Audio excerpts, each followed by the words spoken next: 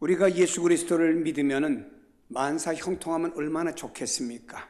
그러나 예수 그리스도를 믿어도 만사 형통하지 않은 내용들이 있습니다. 성경에 보니 예수님과 함께 있어도 그 배에 풍랑이 일어났던 것을 우리는 잘 보고합니다. 예수님과 제자들이 갈릴리 호수를 건너갈 때 풍랑이 몰아쳐 배가 뒤집힐 정도로 이런 어려움이 있게 되었습니다.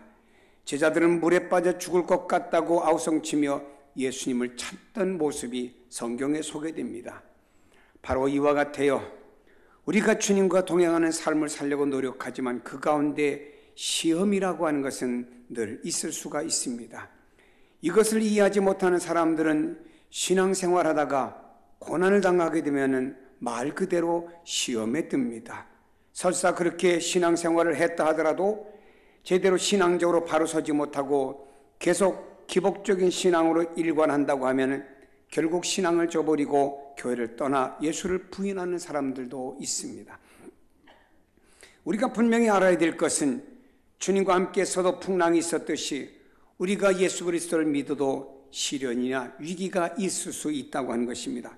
그리고 그 시험의 이유와 목적이 있고 또 다른 결과가 있다라고 하는 것입니다. 우리는 그것을 바로 알아야 됩니다. 오늘 본문은 우리에게 이것을 말씀해 주는 내용이 되는 것입니다. 내 형제들아, 너희가 여러 가지 시험을 당하거든 온전히 기쁘게 여기라.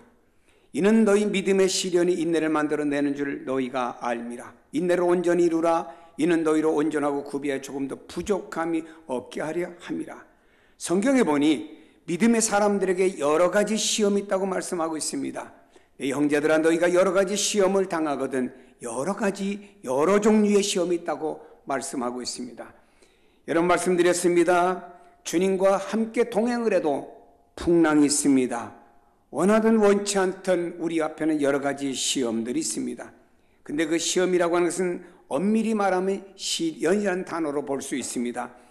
야고보서에는 시험이라고 말이 몇 차례 나옵니다. 그러나 본문에도 그 첫 번째 12절에 두 번이 나옵니다. 시험을 참는 자는 복이 있나니 이르는 시련을 견뎌내는 자는 이렇게 두 번이나 나옵니다. 여기서 시험이라는 말과 시련이라는 말을 병행해서 사용하는 것을 볼 수 있습니다. 12절과 13절, 14절에도 보면 시험이라는 말이 5번이 나옵니다. 사람이 시험을 받을 때에 내가 하나님께 시험을 받는다지 말지니 하나님은 악에게 시험을 받지도 아니하시고 친히 아무도 시험하지 아니하시느니라. 오직 각 사람이 시험을 받는 것은 자기 욕심에 끌려 미혹 때문이라. 이 구절 가운데 시험이라는 단어가 5번이나 반복되어 나오고 있습니다. 12절 본문 가운데도 시련이라는 말로 소개하고 있습니다. 시험이라는 말은 페이라스모스라는 말인데 페이라제인이라고 하는 동사에서 파생된 말인데 어원의 뜻을 그대로 한국말로 번역하면 던져본다 하는 말이에요. 한번 건드려본다 이 말입니다. 테스트해본다 이 말입니다. 한번 시험으로 건드려봅니다. 던져봅니다. 하나님이 건드려봅니다. 던져봅니다. 사탄이가 건드려봅니다. 던져봅니다. 이게 어원의 뜻이에요. 그러므로 시험이라는 말은 엄밀히 말하면 시련이라는 뜻으로 이해할 수가 있습니다. 13절과 14절에 시험은 유혹이라는 말로 사용하고 있습니다. 우리 믿음의 사람들에게는 여러 가지 시험이 옵니다. 어떤 때는 물질을 통하여, 이성을 통하여, 명예를 통하여, 자존심 때문에, 병 때문에, 실패로, 이 가운데 특별히 우리를 타락시키기 위해서 오는 시험이 있습니다. 그걸 유혹이라고 부르고 그 유혹을 가리켜 성경에는 육신의 정욕과 안목의 정욕과 이생의 자랑이라고 우리에게 말씀하면서 이것들이 우리를 미혹한다라고 말씀하고 있습니다. 이것이 우리의 신앙과는 아무런 상관이 없고 하나님과도 상관이 없습니다. 그러나 사탄은 우리를 무너뜨리기 위해서 우리의 믿음을 무너뜨리고 인격을 무너뜨리고 사명을 무너뜨리기 위해서 우리에게 뜩 던지는 시험이 유혹이라 이렇게 말씀합니다. 그래서 단지 욕심에 끌려 넘어지는 것입니다. 이러한 시험은 우리가 피해야 됩니다. 시험이 올 때 어떤 것은 거부하고 달아나야 됩니다. 구약 성경의 요셉이라고 하는 사람은 보디발의 아내가 이성적으로 유혹해 올 때 도망쳤습니다. 달아났습니다. 피했습니다. 그래서 그의 거룩성을 지키는 요셉이란 사람이 된 것입니다. 그러나 문제는 이러한 유혹이 아니라 우리에게는 시련이라고 하는 것이 다가올 때가 있습니다. 고난을 통하여 우리는 힘들고 어렵게 하는데 문제가 있는 것입니다. 이러한 시련이, 이러한 시험이 우리 앞에 얼마나 많이 놓여 있는지 모릅니다. 성경의 인물들도 이런 시험들을 당했습니다. 아브라함은 100살의 아들을 하나님 주셨어요. 그 어느 날 하나님께서 100살에 준 아들을 내가 가슴에 칼로 찔러서 번제물로 하나님 앞에 불태워 온전히 드리라고 하는 이런 하나님의 음성이 들려지게 되었습니다. 참으로 아브라함으로서는 감당하기 힘든 일이었습니다. 우리가 때때로는 신앙생활을 한다는 이유로 핍박을 받을 때도 있습니다. 성실이라고 열심히 살아왔습니다. 그런데도 우리에게는 경제 위기가 닥치면서 망하는 경우도 있습니다. 때로는 우리가 기도 생활을 열심히 하는데도 병들어 그 병 때문에 고통당하는 경우도 있습니다. 이렇게 우리 앞에는 많은 시험들이 놓여 있다고 하는 사실입니다. 그러므로 우리는 먼저 이해해야 됩니다. 무엇을? 예수 믿는데 왜 이런 시험들이 있느냐? 반문을 한다고 하면 아직까지 우리는 성경에 대해서 잘 모르는 사람들이고, 예수를 내가 믿으려고 애쓰는데 왜 내게 시험이 있느냐라고 생각한다고 하면 이 사람은 아직까지 믿음이 어린 사람이라고 봐야 됩니다. 어린아이들도 성장하다 보면 병치레도 하고 사고도 나고 다치기도 하고 이런저런 역경을 겪으면서 면역이 생기기도 하고 성장해 가면 올라가는 거 아닙니까? 그래서 성인이 되지 않습니까? 신앙생활도 마찬가지라고 봐요. 처음 신앙생활 때 우리는 다 어린아이와 같습니다. 그 어린아이에서 이렇게 자라서 오늘의 청년이 되고 성숙한 성인의 믿음의 사람으로 우리가 올라오는 과정까지는 수많은 시험이 있었습니다. 이것을 견딤으로 말미암아 오늘 우리는 장성한 크리스찬이 되었다라고 하는 것입니다. 그러므로 우리는 여러 가지 시험이 우리에게 다가올 수가 있습니다. 예수를 믿어도 시험은 다가올 수가 있습니다. 시련도 다가올 수가 있습니다. 유혹도 다가올 수가 있습니다. 그런데 성경은 이렇게 말합니다. 시험을 만나면 기쁘게 여겨라. 우리가 말씀합니다. 내 형제들아, 너희가 여러 가지 시험을 당하거든 온전히 기쁘게 여기리라. 아니, 시험을 당하는데, 시련을 당하는데, 유혹을 당하는데 그걸 기쁘게 받아들이라 이 말입니다. 그걸 어떻게 기쁘게 받아들일 수가 있습니까? 그 이유는 이렇게 말합니다. 그 시험이 하나님께로부터 왔기 때문이라고 말씀합니다. 하나님께로부터 왔다고 해서 하나님께서 나를 훈련시키시고 연단시키시고 좀 더 온전하게 만드는 과정을 위해서 내게 하나님이 시험을 주셨다고 하면은 이것을 기쁘게 여겨라 하는 말씀이 되겠죠. 하나님께서 믿음의 조상들을 훈련시킬 때도 여러 가지 시험을 주셨어요. 아브라함에게는 이삭을 바치라고 하는 시험을 주셨습니다. 야곱은 형 에서를 피해서 집을 떠나 저 하란이라고 하는 객지로 가야 되는 시험을 당하게 되었습니다. 요셉은 믿었던 형제들에게 팔려가지고 애굽의 노예로 하루아침에 전락되는 시험을 당하게 되었습니다. 엘리야라고 하는 사람은 갈멜산에서 바알셀 선지자와 아세라 목상 섬기는 사람 850명 대 신앙의 싸움을 싸워서 이겼습니다. 그런데 이세벨이라는 왕후 한마디의 말 때문에 낙심하고 도망간 로뎀나무 아래서 엘리야는 말합니다. 하나님 죽고 싶습니다. 그러나 모든 과정 속에서 저들은 믿음의 사람이었기 때문에 그 시험과 시련의 과정을 딛고 일어섰다고 하는 것입니다. 그리고 하나님의 사람으로 우뚝 섰어요. 사랑하는 여러분, 하나님으로부터 때때로 우리에게 이런 시련과 시험이 올 때가 딛고 일어서서 하나님의 사람으로 하나님 나 이렇게 일어섰습니다. 이렇게 영적으로 성인이 되었습니다. 이렇게 영적으로 청년이 되었습니다. 보여드리시기를 바랍니다. 이런 시험의 과정을 통해서 우리가 꼭 기억할 게 하나 있대요. 그건 인내해야 됩니다. 시험이 있습니까? 하나님께서 나를 연단시키는구나. 나에게 더 인내하라고 하시는구나. 한번 생각해 보세요. 그리고 이후에 있을 하나님의 축복을 한번 내다보세요. 그렇다면 우리는 인내할 수가 있습니다. 자연의 곡식과 사람의 인생도 인내 없이는 거둘 수가 없는 열매 하나도 없는데 우리가 신앙에도 인내가 있어야 되는 것입니다. 마라톤 선수가 달리다가 중간에 포기하면은 꼬린 지점까지 못 가겠죠. 끝까지 인내하고 달립니다. 어떤 마라톤 선수는 꼬린 지점에 가서 그걸 탭을 탁 끊고는 그 자리에 엎어지는 선수도 있더라고요. 우리는 이런 모든 시험이 올 때 기뻐하면서 인내하세요. 이유는 하나님이 나를 사랑하시고 하나님이 나를 복을 주시고 나를 더 성숙시키려고 이렇게 내게 시련을 주셨구나, 시험 주셨구나 생각하고 참고 인내하는 여러분 되시면 좋은 열매가 거둬들일 줄로 믿습니다. 성경은 시험에서 승리하는 자에게 복을 주시는데 이렇게 말씀합니다. 온전하고 구비하여 조금 더 부족함이 없게 만들어주기 위해서 시험을 준다. 이 시험의 결과는 나에게 복으로 하나님께 영광을 돌리기 위해서 주시기 위해서 성경에 인내를 온전히 이루라. 이는 너희로 온전하고 구비하여 조금 더 부족함이 없게 하려 함이라. 여기 온전해진다는 말은 뭔가요? 헬라어 말을 빌려보니까는 텔레오스라는 말인데 주어진 목적에 도달하도록 만들어준다. 이것이 온전하다는 말입니다. 하나님께서 너에게 인생에 주어진 목적에 잘 도달하도록 너를 온전하게 만들어준다. 시험을 통과하면 이렇게 말씀하고 있습니다. 목적지에 도달하는 기쁨을 만끽해 보세요. 여러분 등산하시는 분들 그 어떤 목적지에 도달합니다.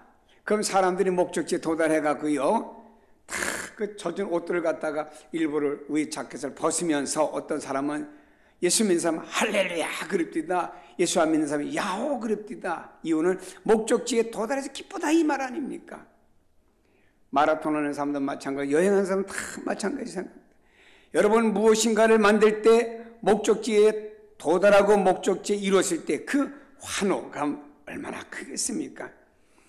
시험을 인내함으로 하나님께서 우리에게 주신 그 삶 누릴 수 있다 이 말이에요.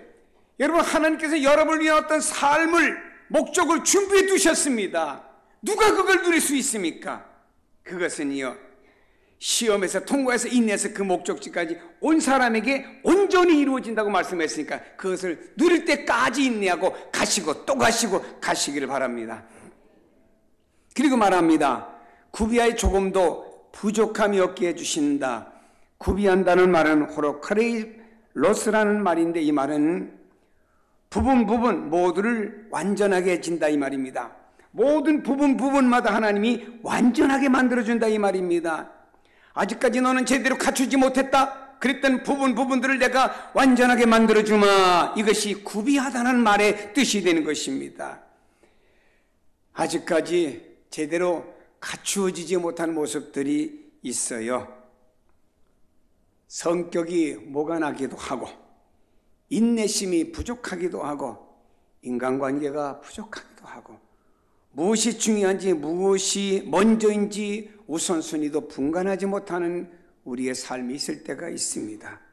때때로는 가진 물질도 제대로 사용할 줄 모를 때도 있습니다.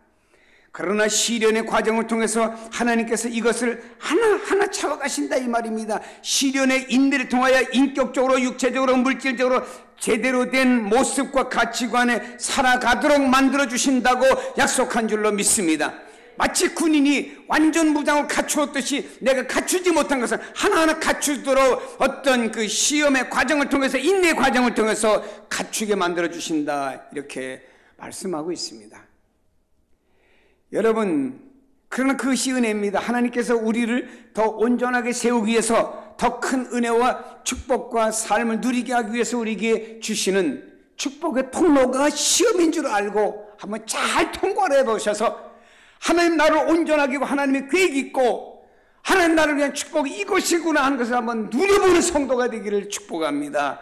복주기 위해서의 우리를 하나님 우리를 손에 나게 하기 위해서 우리를 시험하거나 어려움 주는 게 아닙니다. 복주기 위해서예요. 신명기 13장에 말씀합니다. 너희 하나님 여호와께서 너희가 마음을 다하고 성품을 다해 너희 하나님 여호와를 사랑하는 여부를 알려하사 너희를 시험하심이라. 우리나라 사람들 참 복 좋아합니다. 저도 복을 좋아해요. 어떤 복이든지 복은 다 좋아요. 그런데 복이라면 대개 수, 복, 강, 영, 장수하고 물질적인 것이 많이 얻어 누리고 편안하고 건강하고 이것을 복으로 여겨왔고요. 동양화나 평풍이나 또 혹은 동양화를 그린 부채, 족자 보면은 다 여기에 해당되는 그림들을 그려놨더라고요.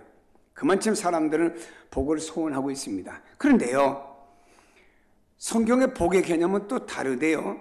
성경에 복 하신 말씀이 많이 소개된 것이 산상수훈의 팔복인데 여기에는 세상적인 복의 개념과 달라요. 이렇게 말합니다.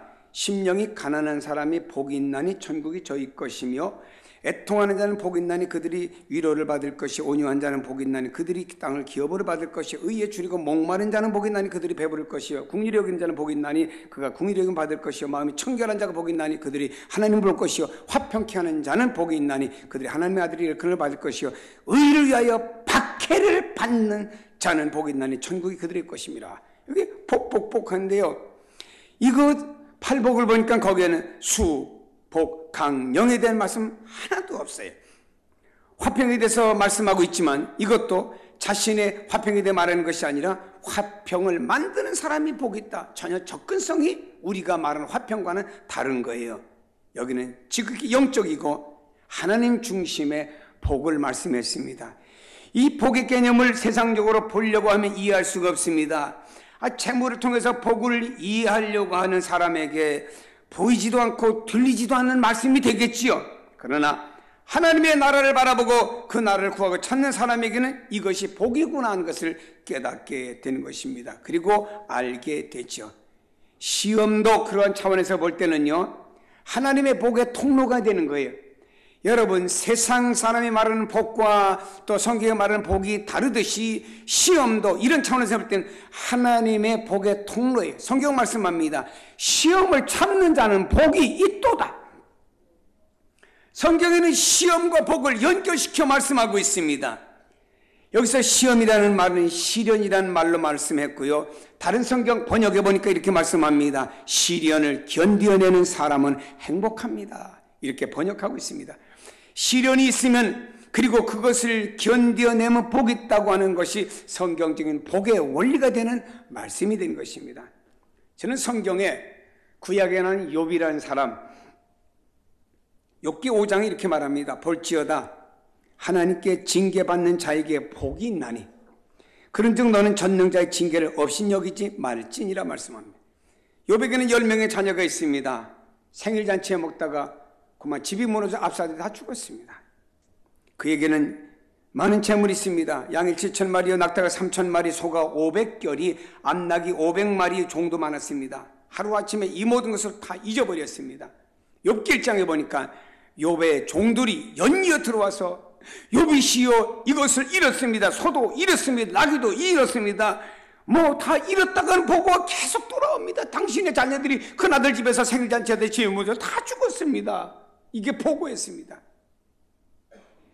자신의 몸에는 악창이 생겨서 긁지 않고는 견딜 수 없는 상태입니다. 미칠 지경입니다. 그러나 욥은 이렇게 재산 잃고 자녀 잃고 건강 잊어버린 상태에서, 다 잊어버린 상태에서 고백하는 말이 하나님께 징계받는 사람은 복이 있어요, 이 말을 했어요. 이 말이 나옵니까 여러분? 욥은 하나님께 징계받는 사람이 복이 있다고 그랬어요. 다시 말해 욥이라는 사람은 복의 개념을 이 세상처럼 갖는 복의 개념이 아닌 성경적인 개념으로 복의 개념을 말씀했다고 하는 게 이게 다른 점입니다. 성경의 복과 세상 사람이 말하는 복의 차이가 다르듯이 말입니다. 성경은 시험을 참는 사람이 복이 있다. 여러분 한번 따라해 보실까요? 시험이 없는 것보다 시험이 있는 것이 복이 있습니다. 시험이 없으면 죽은 것과 별반 다르지 않습니다. 죽은 사람에게는 시험 안 봐요. 죽은 사람 데려다 놓고 대학 시험 보게 하고 죽은 사람 데려다 놓고 회사에 시험 보게 합니까? 없습니다. 우리가 한 가지 더 놀라운 사실은요, 성경에 이 시험을 누구에게 주느냐? 사랑하는 자에게라고 말씀합니다. 하나님께서 사랑하는 사람에게 이 시험을 허락하신다는 말씀에 본문에 보면 사랑하는 자들에게 말씀이 나오지 않습니까? 사랑한다는 말씀이에요. 시험을 참아서 사랑하는 것이 아닙니다. 사랑하기 때문에 시험을 허락하고, 사랑하기 때문에 견디게 하시고, 사랑하기 때문에 약속을 주시고, 복을 주기 위해서 하나님은 시험을 허락하신다고 약속한 거예요. 성경은 시험을 당할 때 감당할 만한 시험을 주시고, 시험을 당할 동안 피할 길도 주신다고 말씀했습니다. 이것이 우리에겐 복이에요. 내가 살아있기 때문에 시험을 당하는 것이 아닙니다. 하나님이 나를 사랑하기 때문에 시험을 주신대요. 하나님 나를 사랑해서 시험 주신대요. 하나님은 이 시험을 통해서 나를 사랑하는 것을 알게 해주기 위해서, 나에게 하나님 난 너 사랑한다는 메시지를 주기 위해서 이 시험을 주신다고 했어요. 그렇다면 여러분요, 유혹이 있고 시험이 오고 시련이 와도 감사하세요. 왜냐? 하나님 나 사랑해 주시네요. 나를 사랑해 이거 주셨네요. 감사합니다. 감사하시길 바랍니다. 시험을 참는 자는 복을 받는 줄로 믿습니다. 여기 시험을 참는다는 말이 뭐죠? 그냥 약물가에서 참는 그 말이 아닙니다. 여기 성경의 시험을 참는다고 하는 말은요, 긍정적으로 능동적으로 받아들인다는 말이 참는다는 말이에요. 단지 눈을 치크 감고 눈물 흘리면서 이거 통과해야지 이를 갈면서 가는 게 참는 게 아니고, 이것을 긍정적으로 능동적으로 받아들이는 거예요. 시험이 올 때마다. 여러분, 시험이 딱 오면 어떻게 생각하면, 올 것이 왔구나. 하나님 또 나 사랑해서 이렇게 주셨구나. 그래, 이 시험 이겨야지, 이 시련 이겨야지, 이 유혹 이겨야지. 어떡할까? 인내해보자. 긍정적으로 평가하고 능동적으로 받아들이자 하면서 나가는 겁니다. 그러면 하나님께서 우리에게 생각하자. 하나님께서 이것을 통해서 나를 단련하시는구나. 하나님께서 이 과정을 통해서 나에게 더 큰 복 주시려고 지금 그 통로를 체인지했구나. 요만한 수도관이 있었는데 물 많이 나오게 하려고 이런 큰 그 파이프로 교체하셨구나. 그래서 큰 그 시험이 왔구나. 하나님 감사합니다 하며 시험이 와도 원망 불평하지 않고 그 시험을 이겨나가는 것입니다. 이것이 참는 거예요. 이 사람에게 복이 있습니다. 시험을 참는 자에게 하나님이 약속이 있어요. 축복을 약속하는 말씀인데, 어떤 일이든 약속이 있으면 그 의미가 있고, 약속이 없으면은요 의미가 없습니다. 우리가 아침에 어디 나갈 때 누구랑 약속이 있으니까는 의미가 있기 때문에 추워도 몸을 웅스크리며 빨리 발걸음을 재촉하는 겁니다. 어떤 사람이 약속, 어떤 결과를 바라보기 때문에 오늘이라고 하는 시간을 견디면서 나가는 겁니다. 학생들 시험을 치르기 위해서 열심히 공부하지 않습니까? 한국 학생들 얼마나 불쌍한지 몰라요. 공부하느라 공부. 아주 세계적 공부 아주 우리나라 1등이래요. 일부 예배 때문에 그랬습니다. 우리 한국의 중고등학생 공부하는 얼마나 고생하는지 얼굴 보면요, 윤기가 도는 게 아니고요, 버벅버벅하고 애들이 이상해. 그래서 내 일부 예배 때 중학생, 고등학생들 교사들 좀 위로 좀 해주고 힘 좀 주라 했어요. 얼마나 불쌍하냐고. 어떤 애들 그냥 와서 이제 졸아. 졸고 싶어주는 게 아니에요. 그 애들이 힘들어 그래. 초등학생들도 밤늦게까지 학원에서 공부합니다. 그리고요, 중고등학생 더 많을 것도 없고요, 고등학생 밤 10시 넘으면 아이들이 쏟아져 나오지 않습니까? 아이들 태우고 있어 학원차들이 또 밤 10시에 줄지어 있다가 태우고 또 학원 갑니다. 밤 12시가 되게 끝난대요. 어떤 학원은요. 하루에 몇 시간 못 자고 삽니다. 그래도 이 아이들이 인내하는 거예요. 왜 인내하며 공부합니까? 그래야 내가 원하는 학교, 목표 향해 갈 수 있기 때문에, 그 열매가 있기 때문에 그걸 바라보며 오늘을 인내하는 것이죠. 신앙 안에서 약속 있는 생명의 면류관이 있습니다. 성경이 여러 가지 면류관을 약속합니다. 썩지 않는 면류관, 영광의 면류관, 자랑의 면류관, 의의 면류관, 생명의 면류관. 이 면류관은 왕들이 쓰는 왕관과 다른 것이에요. 왕관은 권력과 힘을 상징하는 것이지 오직 왕만 쓰는 것입니다. 그러나 행복을 상징하는 면류관이 있습니다. 꽃으로 만든 면류관입니다. 이것은 올림픽에서 우승한 사람이 씌워지는 월계관이 되는 것이죠. 승리를 상징하는 겁니다. 영광과 위엄과 지혜를 인정하는 차원에서 금이나 은으로 만들어진 면류관이 있습니다. 이 면류관은 그 사람의 능력, 그 사람의 업적, 그 사람의 명예, 그 사람이 어떻게 격상되어질 때 씌워지는 것입니다. 오늘 본문에서 말하고 있는 생명의 면류관은 바로 이러한 차원에서 너를 격상시켜질 때, 내가 격상될 때 씌워지는 면류관이다. 우리가 신앙생활을 하면서 성장하고 성숙하게 열매 맺는 것으로, 또 우리가 다가올 여러 가지 시련을 잘 견뎌내고 이김으로 말미암아 우리의 성품, 인격이 높아지게 되는 겁니다. 하나님께서 보시기에 참으로 좋고 아름답습니다. 그래서 우리에게 주는 상급이 있습니다. 하나님께 나에게 주는 상급이, 이것이 최고의 가치입니다. 다른 어떤 것도 비교할 수 없는 것이죠. 여러분, 어떤 시험이 오고 있습니까? 기뻐하세요.